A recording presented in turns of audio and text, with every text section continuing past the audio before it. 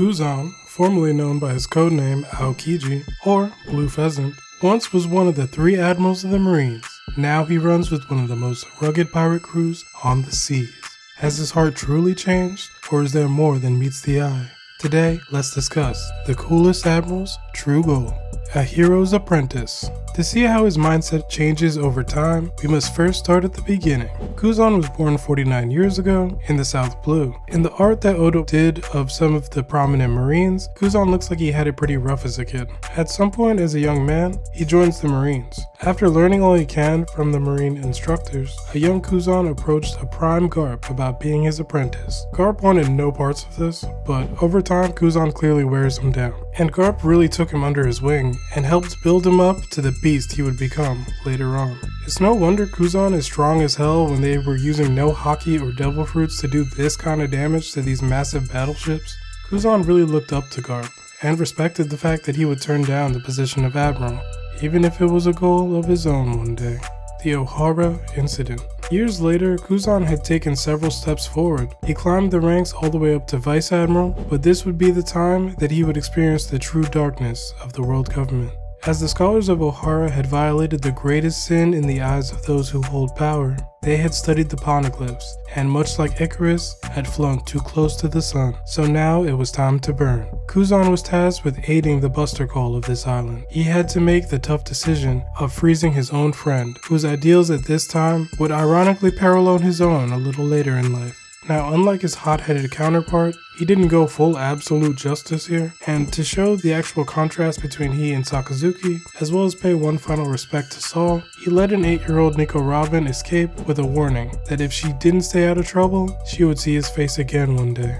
An Admiral's introduction. I feel like Kuzan's introduction in the story actually is kind of slept on, because yeah, everyone talks about it a little later on when he meets the Strawhats, and we'll get there. But his actual introduction is really the Gorosei talking about how he's always kind of going off and doing his own thing and not telling anyone about it, which is super fitting for his character, being Garp's apprentice, who literally does the exact same thing himself. And this honestly hints at the fact that he would later on leave the Marines to follow his own beliefs.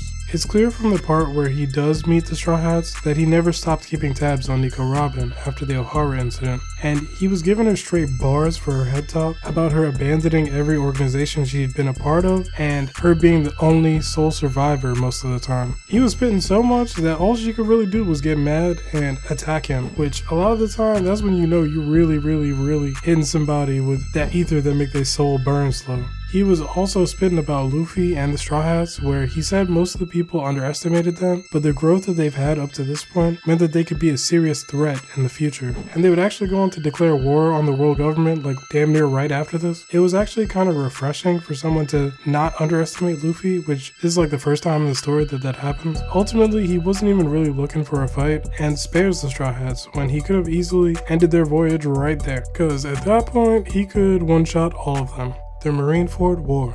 Now in Marineford, Kuzan has every reason to feel the Marines are in the right in the situation. He follows the orders he's given, but there's really no reason for him not to. In his eyes, it's a crew of pirates literally attacking the Marine headquarters. We see that he really isn't afraid to get his hands a little dirty here with some of the moves that he pulls, like when he freezes Jozu when he's not looking, and Jozu loses his arm because of this, or when he freezes Buggy to stop the broadcast that was going out to the civilians, although that was an order from Sengoku, which Sengoku tells him to do because he says what's about to go down is basically too much for the public to see, which is obviously the shady part of the government where they don't mind covering stuff up if it means saving the face for the world government and the Marines, and they're at times gruesome means. Aokiji understands that in this moment he kinda has to take a stand here for the quote-unquote greater good of the world, because if the Marines were to fall here, there's nothing stopping the world from falling into anarchy. The Marineford Aftermath. After the war is over and the dust has settled, Sengoku steps down as Fleet Admiral and nominates Aokiji for the position. Akainu is also nominated and backed by other higher-ups in the world government, and you know Kuzan is really real because I don't even think he really wanted to be the Fleet Admiral, but he was like, I definitely can't let this guy run the Marines. So they head to Punk Hazard and they kind of have one of the greatest off-screen fights in all of One Piece, where they literally change the landscape of the island, fighting each other for 10 days straight. He eventually loses this fight and his leg in the process. Not wanting to work with the government anymore after this loss, he resigns from the Marines and leaves everything he's worked for up to this point in the rearview mirror. Now, I know my goal for 2024 is to get this channel to 1,000 subs by the end of the year, and you can help me out with that by subbing to the channel, letting your opinion be known in the comment section down below or any of the daily community polls, and liking the video so it can be shared with others who might like it too. Going to the dark side. After leaving the Marines, Kuzan runs into Blackbeard on some island in the New World. Initially looking like they're about to fight, he actually hits it off with the Blackbeard pirates, as they're genuinely enjoying each other's tales and company. Blackbeard uses his amazing charisma to actually convince Kuzan to join him. The idea of having the freedom to do whatever he wants appears to give him the purpose he's been searching for since leaving the Marines. So Kuzan integrates into the Blackbeard crew, becoming the 10th Titanic captain.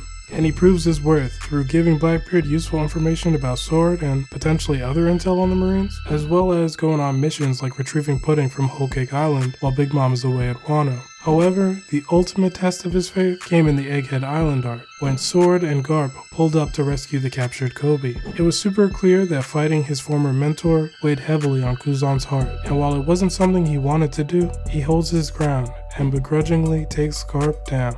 Kuzan's true goal.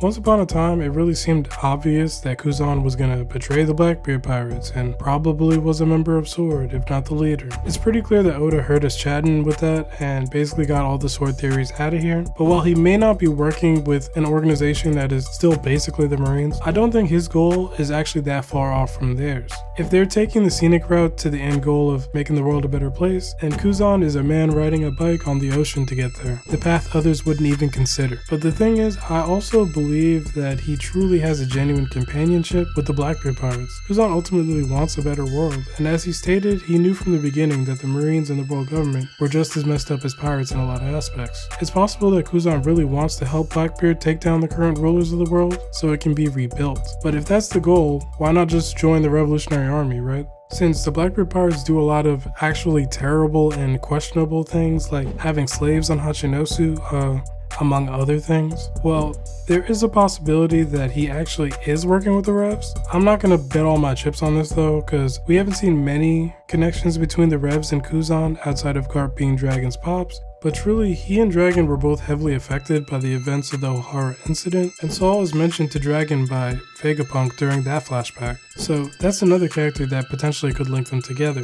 Garp also mentions Dragon becoming a revolutionary and Luffy becoming a pirate during the flashback of Kuzan's rise to Admiral status, which Kuzan is basically like, what does that have to do with me? This panel is good for adding some good characterization for Garp by getting his kind of visceral reaction to Dragon and Luffy's decisions, as well as building up the relationship that him and Kuzan have built at this point. But seeing as Kuzan and Luffy definitely do end up meeting, maybe Kuzan and Dragon ended up crossing paths as well. It's clear that whatever Kuzan's goal is, that he is serious about achieving it by any means, even if that means beating down his former mentor. And then there's his relationship with Jaguar D Sol, who it turns out is alive and well in Elbaf. He's another Marine that reached a high rank of Vice Admiral that left the Marines because it didn't sit right with his spirit like that. He almost died protecting the scholars of Ohara and the knowledge that they gained. I believe he only survived because Kuzan purposely didn't freeze him solid like he did with Robin and Luffy back in Long Ring Longland. Ultimately, I think Kuzan is aware that Saul is alive now, and they might also be working together towards their goal of changing the world. Kuzan has taken a very rugged path to get there, but ultimately he's kind of taking Garp's mentality that he learned and grew up on freedom and doing exactly what you want to do, and just kind of going the extra mile with it. Garp didn't want to become an admiral because of not wanting to mess with the celestial dragons. Kuzan basically is like, well, that's not the only thing that's messed up with the Marines, and I don't even know if I'll be able to achieve what I really want to achieve working with this organization. Although Kuzan has taken his own path there, it doesn't mean that he hates the Marines. I mean, he's built up relationships over the years and even saved Smoker from Dofi. This is a scene that makes me believe that it can't be all bad with him, because he says that he's still himself to Smoker, and gives him a warning to give Akainu, even predicting that Akainu will face his greatest challenge as a fleet admiral. And looking at the current state of the One Piece world, it's hard to disagree. Kuzan understands that there's more than one way to skin a cat. In leaving the Marines, he's been able to see from a clearer point of view and maneuver as he pleases. I don't believe that Kuzan will remain loyal to Blackbeard to the very end, since we've even been shown that Burgess and Blackbeard don't even really trust him like that. And since Teach's crew is more like an alliance of people who have their own goals, I think when push comes to shove, Kuzan will switch up when Blackbeard has outlived his usefulness.